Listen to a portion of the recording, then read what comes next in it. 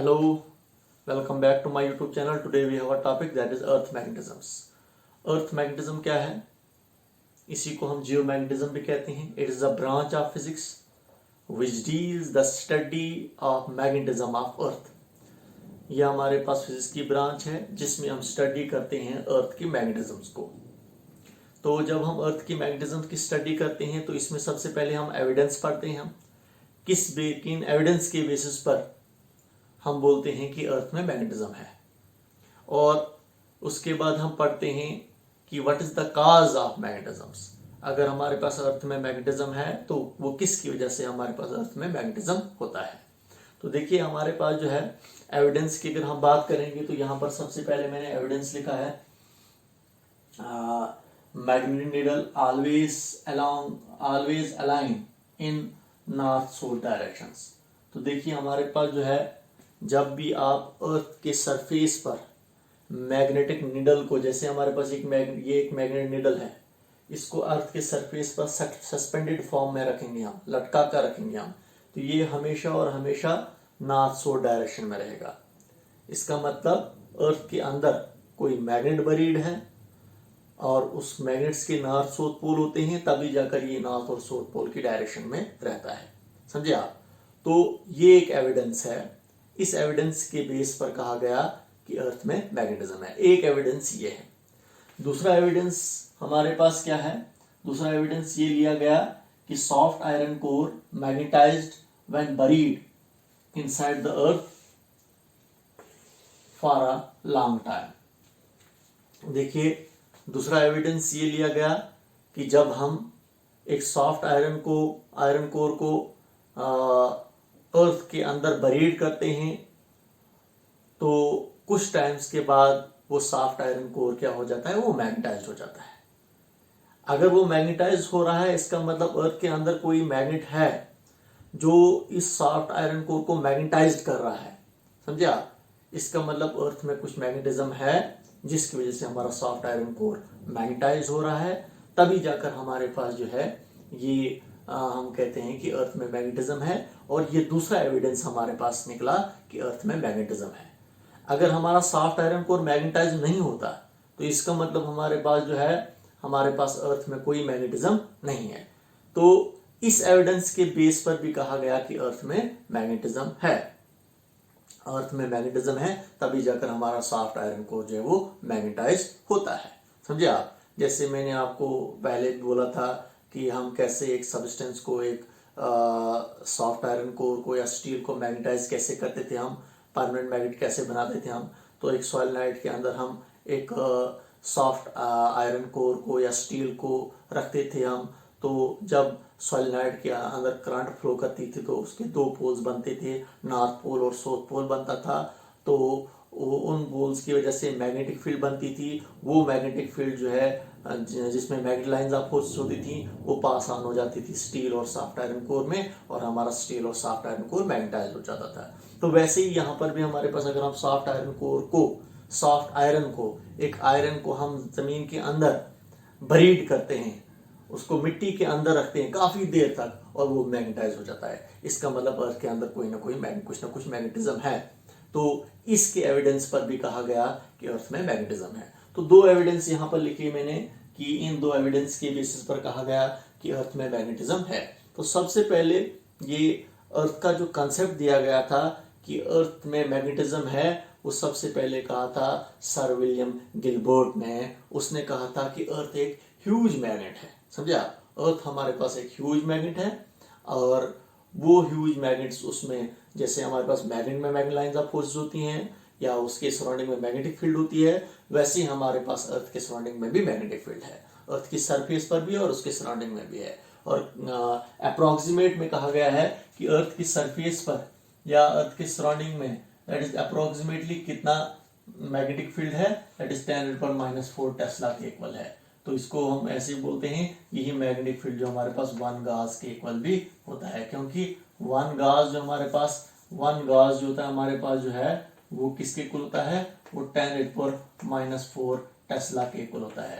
तो हम ये कह सकते हैं कि हम अप्रोक्सीमेट में कह सकते हैं कि मैग्नेटिक फील्ड जो हमारे पास अर्थ के सरफेस या इसके सराउंडिंग में जो है वो 1 गाउस के इक्वल है, या आप ये भी कह सकते हो दैट इज 10⁻⁴ टेस्ला के इक्वल है।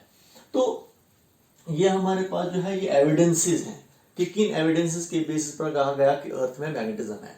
उसके बाद काजेस भी दी गई, जैसे यहाँ पर मैंने 1-2 काजेस लिखी हैं कि किन काज के बेस पर हमारे पास अर्थ जो है मैग्नेटाइज्ड हुआ है, कि अगर अर्थ में मैग्नेटिज्म है तो वो किसकी वजह से मैग्नेटिज्म है। जैसे हम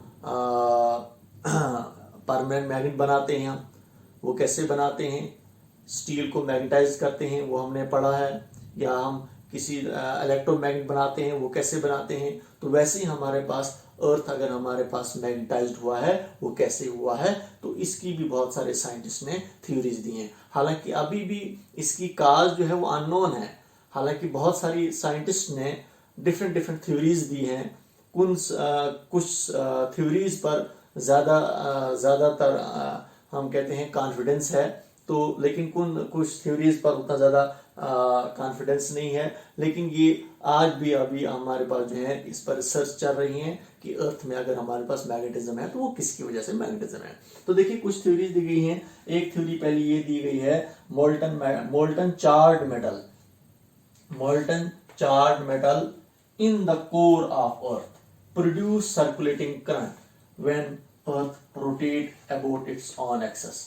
देखिए पहली थ्योरी ये दी गई है कि हमारे पास अर्थ के अंदर इसके कोर में एक मोल्टन मेटल है, पिघला हुआ मेटल है हमारे पास, क्योंकि वहां पर बहुत टेम्परेचर हाई होता है। हाई टेम्परेचर की वजह से मेटल क्या होता है, वो हमारे पास जो होता है वो मोल्टन स्टेट में होता है और चार्ज होता है, उसमें पॉजिटिव आयंस भी होते हैं और नेगेटिव आयंस भी होते हैं। तो जब अर्थ रोटेट करती है तो वो मोल्टन मेटल भी रोटेट करता है, वो हम कहेंगे उसमें पॉजिटिव और नेगेटिव आयंस होते हैं, वो भी रोटेट करेंगे। तो जब वो रोटेट करेंगे, जब मोल्टन मेटल रोटेट करेगा, वो चार्ज होता है, तो आपको पता है चार्ज जब मूव करता है तो वो करंट बनाता है। तो यहाँ पर वो चार्ज जो है वो कैसे मूव करेगा, क्योंकि अर्थ रोटेट कर रही है तो वो भी हमारे पास चार्ज भी जो है हमारे पास जो है वो भी रोटेट करेगा सर्कुलर फॉर्म में। तो जब वो सर्कुलर फॉर्म में रोटेट करेगा तो वो करंट जो बनाएगा वो आपके पास एक सर्कुलर करंट बनाएगा, समझे आप। तो आपको पता ही है यहाँ पर एक सर्कुलर, वहां पर एक सर्कुलर लूप बनेगा, सर्कुलर कॉइल जैसा वहां पर रिप्रेजेंट होगा। तो आपको पता है वहां पर सर्कुलर लूप जब आपके पास बनता है या सर्कुलर करंट जब हमारे पास होती है, तो सर्कुलर करंट में हमारे पास क्या बनते हैं, 2 मैग्नेटिक पोल्स बनते हैं।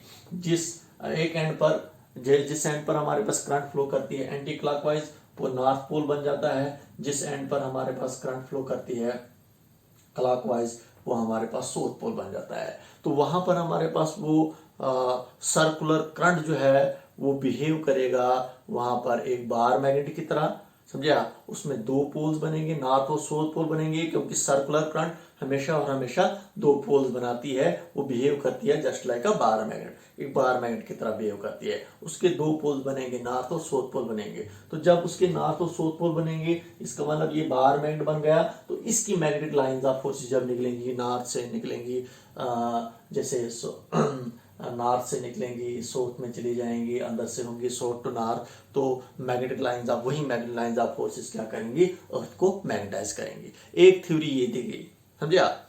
दूसरी थ्योरी ये दी गई, व्हेन अर्थ रोटेट, जब हमारे पास अर्थ रोटेट करता है, एवरी सब्सटेंस ऑन और inside the earth rotate, hence there is the motion of proton and electron produce circulating current which magnetize the अर्थ।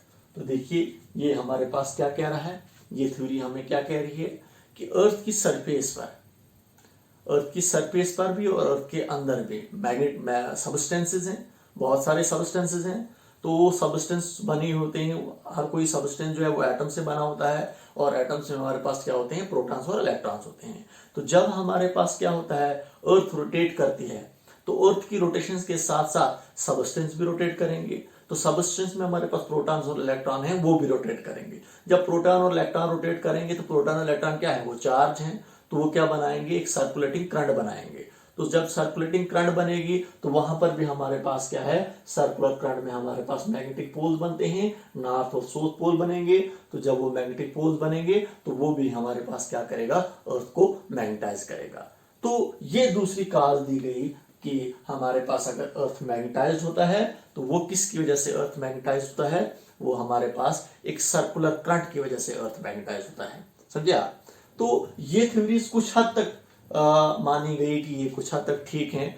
और इसके बाद एक और, इससे पहले एक और थ्योरी दी गई थी कि अर्थ के अंदर हमारे पास inside the earth there is a huge magnet. हमारे पास अर्थ के अंदर एक बहुत बड़ा मैग्नेट है which is buried inside a magnet inside the अर्थ। जो हमारे पास जो है अर्थ के अंदर बरीड है, एक बहुत बड़ा मैग्नेट जो है अर्थ के अंदर बरीड है, और जिसकी वजह से हमारे पास अर्थ क्या हुआ है, अर्थ एक मैग्नेटाइज्ड हुआ है, अर्थ में मैग्नेटिज्म है। तो ये एक थ्योरी दी गई, लेकिन ये थ्योरी भी रिजेक्ट की गई क्योंकि कहा गया कि अगर हमारे पास एक मैग्नेट अर्थ के अंदर बरीड है, वो डीप है, कोर में हमारे पास हम कहेंगे, तो आपको पता है अर्थ के अंदर जो होता है टेम्परेचर काफी हाई होता है। तो उस टेम्परेचर की वजह से अगर वो एक बहुत बड़ा मैग्नेट होगा अर्थ के अंदर, तो टेम्परेचर की वजह से क्या हो जाएगा, वो मैग्नेट डिमैग्नेटाइज्ड हो जाएगा। क्योंकि व्हेनेवर, जब भी हम क्या करते हैं, एक मैग्नेट्स को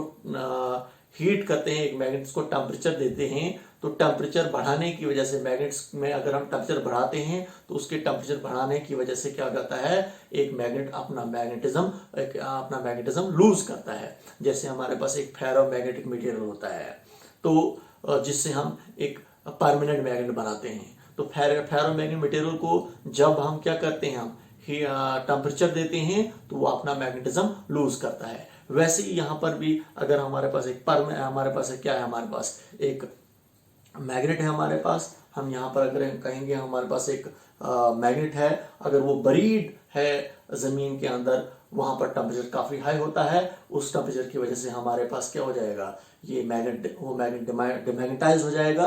तो उस बेस पर हमारे पास कैसे हमारा अर्थ जो है वो मैग्नेटाइज होगा।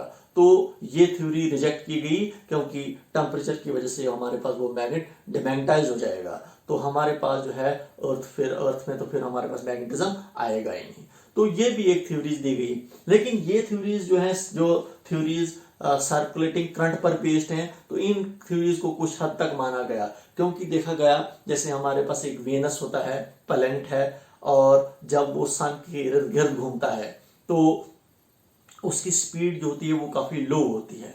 जब उसकी स्पीड काफी लो होगी तो वेनस में भी हमारे पास मेटल्स होंगे, तो वो भी घूम रहे होंगे, और मेटल्स में हमारे पास क्या होंगे, जब उसमें वही हमारे पास होगा, जैसे हमारे पास मैंने यहाँ पर आपको कहा, जो दोनों थ्योरीज को हम देखेंगे हम, तो वहां पर भी हमारे पास जब वो मेटल घूमेंगे या कोई भी हमारे पास सबस्टेंस घूमेगा, वेनस घूम रहा है सन के इर्द गिर्द, तो वो एक सर्कुलेटिंग करंट बनाएगा। सर्कुलेटिंग करंट जब बनेगी तो हमारे पास मैग्नेटिक पोल्स बनेंगे, जो क्या करेगा, वेनस को मैग्नेटाइज करेगा। लेकिन देखा गया, जो वेनस की स्पीड जो होती है, जो सन के इर्द गिर्द होती है, वो कम होती है, समझे आप, लो स्पीड होती है। जब लो स्पीड होती है तो लो स्पीड की वजह से क्या हो जाएगा, जो सर्कुलेटिंग करंट जो बनेगी वो भी कम बनेगी, मिनिमम करंट बनेगी। उस मिनिमम करंट की वजह से हमारे पास क्या होगा, मैग्नेटिज्म भी हमारे पास कम बनेगा। तो इसीलिए हमारे पास वेनस में जो मैग्नेटिक फील्ड जो होती है वो कम होती है, लेस होती है, एज कंपेयर टू अगर हम दूसरा प्लैनेट लेंगे जिसका मोशन जो होगा वो क्या होगा, वो ज्यादा होगा वेनस के कंपैरिजन में। तो वेनस में अगर हमारे पास मैग्नेटिज्म कम है, वेनस में अगर मैग्नेटिक फील्ड कम है, वो इस बेस पर है क्योंकि वेनस जो है अर्थ के इर्द गिर्द जो है, सन के इर्द गिर्द जो हमारे पास वेनस की स्पीड जो है वो कम है। तो इस बेसिस पर वो करंट भी कम बना रहा है, और हमारे पास करंट कम की सर्कुलेटिंग करंट बनेगी, उस सर्कुलेटिंग करंट की वजह से जो हमारे पास मैग्नेटिक फील्ड जो बनेगी वो भी कम होगी। तो ये हमारे पास कुछ एविडेंस भी थे और कुछ काजेज भी थी, जिन काजेज के बेसिस पर कहा गया कि अर्थ में मैग्नेटिज्म है, जिसको हम जियोमैग्नेटिज्म भी बोलते हैं। तो अर्थ को अगर हम देखते हैं तो ये तो हमारे पास नेक्स्ट लेक्चर होगा। तो अर्थ में हमारे पास क्या है, यहाँ पर आप देख रहे हो, आप यहाँ पर मैंने रिविजन किया है NG, ये NG रिविजन करता है ज्योग्राफिकल नॉर्थ पोल, और ये हमारे पास SG जो है वो रिप्रेजेंट करता है ज्योग्राफिकल साउथ पोल। एक और हमारे पास यहाँ पर दो पोल्स होते हैं हमारे पास, हम कहेंगे ये हमारे पास NM ये रिप्रेजेंट करता है मैग्नेटिक नॉर्थ पोल, और ये SM ये रिप्रेजेंट करता है मैग्नेटिक साउथ पोल। तो इसमें देखिए आपके पास इसमें आपको दो नॉर्थ पोल भी नजर आ रहे हैं, ज्योग्राफिकल नॉर्थ पोल और मैग्नेटिक नॉर्थ पोल, और दो साउथ पोल भी नजर आ रहे हैं हमारे पास, ज्योग्राफिकल साउथ पोल और ज्योग्राफिकल मैग्नेटिक साउथ पोल। तो ये आपको नजर आ रहे हैं, तो इन पर भी हम डिस्कस करेंगे। और दूसरा हम देखेंगे अर्थ में मैग्नेटिक लाइंस ऑफ फोर्सेस जो होती हैं वो कैसे होती हैं, उस पर भी डिस्कस करेंगे हम, लेकिन वो आपका नेक्स्ट लेक्चर होगा। मैग्नेटिक लाइंस ऑफ फोर्सेस को भी डिस्कस करेंगे, मैग्नेटिक लाइंस ऑफ फोर्सेस अर्थ पर कैसे होती हैं उन पर भी डिस्कस करेंगे, और कुछ हमारे पास इंपॉर्टेंट टर्म्स इसमें आ जाती हैं जिनको कहा जाता है मैग्नेटिक एलिमेंट्स, तो उन एलिमेंट्स को भी हम डिस्कस करेंगे नेक्स्ट लेक्चर में। तब तक के लिए okay, good bye, thank you.